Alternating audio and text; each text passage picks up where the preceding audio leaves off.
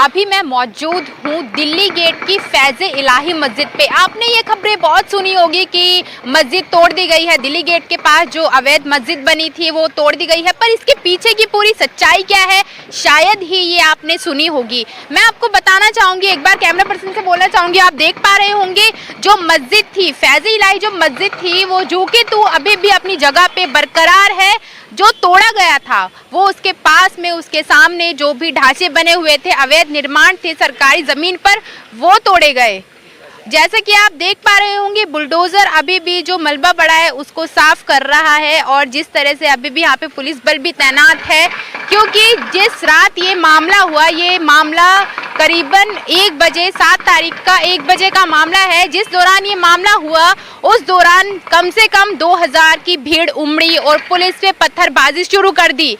सवाल ये भी उठता है आखिर ये पत्थरबाज आते कहाँ से है, जो मुस्लिमों का अपने आप को मसीहा बताते हैं। जब भी ऐसी कुछ चीज़ें होती है, चाहे वो बरेली की हो या फिर जयपुर की हो, जैसे कि आप सभी को पता होगा, मैं आपको बताना चाहूँगी 1 महीने पहले इस तरह का पथराव जयपुर में भी देखने को मिला था कि एक भीड़ उमड़ी थी और सरकार का जो कानून था उसके खिलाफ उन्होंने ये कहा था कि ये कानून मुस्लिमों के खिलाफ है और उस पर उन्होंने पत्थरबाजी शुरू कर दी थी। आखिर ये पत्थरबाज आते कहाँ से है जो अपने आप को मुस्लिमों का, कौम का मसीहा बताते हैं। देख पा रहे होंगे अभी भी यहाँ पे काफ़ी बल तैनात है और ये मलबा हटाया जा रहा है और बैरिकेड्स भी इसलिए लगाए हुए कि आगे से अब ऐसी पथरावबाजी ना देखने को मिले। देख पा रहे होंगे आप यहाँ पे जो पुलिस बल है, काफ़ी ज़्यादा मात्रा में यहाँ पे पुलिस बल इस वक्त तैनात किए गए हैं। वो इसलिए क्योंकि जैसे मैंने आपको बताया रात के 1 बजे यहाँ पे पुलिस पे पथराव हुआ था। उस पथराव के दौरान 5 पुलिसकर्मी घायल हुए थे, ताकि आगे से ये किस्सा दोहराया ना जाए, पत्थरबाजी दोहराई ना जाए, इसलिए यहाँ पे पुलिसकर्मी अभी भी मौजूद है। और देख सकते हैं बुलडोज़र अभी भी चल रहा है, अभी भी मलबे को हटाया जा रहा है। पर इसी बीच एक सवाल ये भी उठता है कि इस पूरे मामले को लेके कम से कम या ये कहूँ ज़्यादा से ज़्यादा बहुत से लोगों ने ये ट्वीट किया है या पोस्ट डाली है कि ये जो फैसला था सरकार के अवैध निर्माण पे जो बुलडोज़र चला, ये मुस्लिमों के खिलाफ था।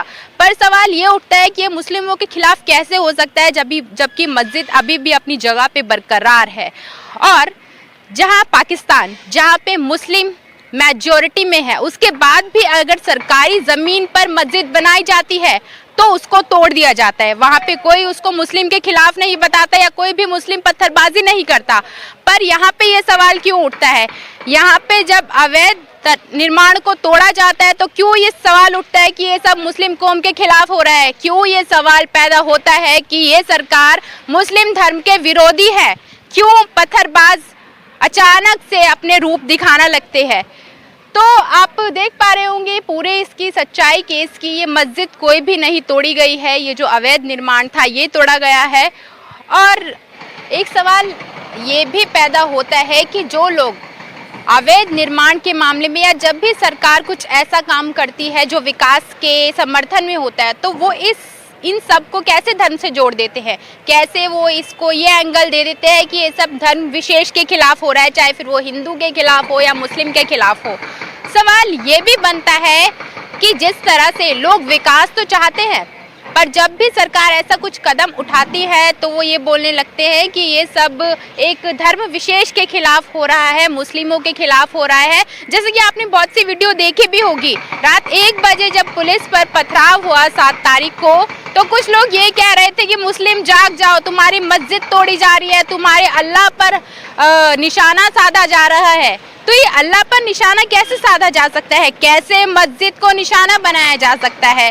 साथ ही साथ मैं आपको ये भी जानकारी देना चाहूँगी, मैं अपने कैमरा पर्सन से बोलना चाहूँगी, एक बार वो कैमरा बैरिकेड्स की तरफ दिखाया जहाँ से एंट्री हुई थी हमारी। जब हमने एंट्री की, यहाँ पे जो पुलिसकर्मी मौजूद है उसके अलावा 3 से 4 पुलिसकर्मी और वहाँ पे वैन अभी भी पुलिसकर्मी की मौजूद थी। वहाँ पे भी आप देख सकते हैं बैरिकेडिंग लगी हुई है, पुलिसकर्मी लगे हुए हैं।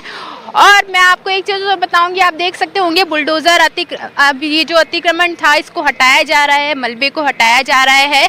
और जैसा कि मैं कैमरा पर्सन से बोलना चाहूँगी, ये जो आप देख पा रहे होंगे, ये जो मस्जिद है अभी भी अपनी जगह पे बरकरार है, इसकी एक ईंट तक नहीं हिली है।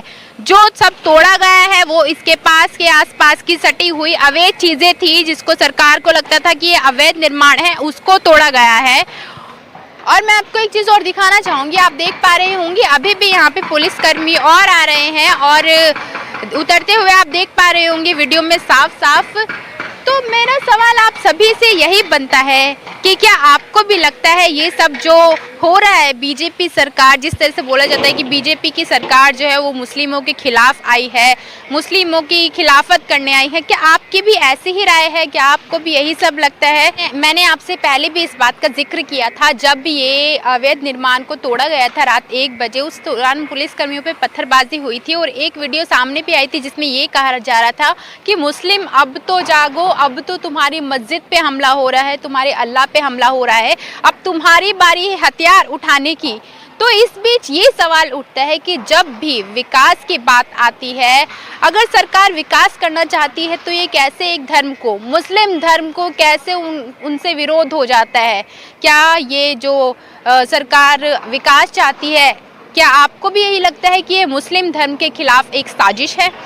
इस पूरे मामले पर आपकी क्या राय है और क्या आपको भी लगता है कि ये धर्म विशेष को ठेस पहुंचाई जा रही है? अपनी राय कमेंट करके ज़रूर बताएं और इस केस से जुड़ी अपडेट के लिए या फिर अन्य खबरों के लिए बने रहिए मेरे साथ।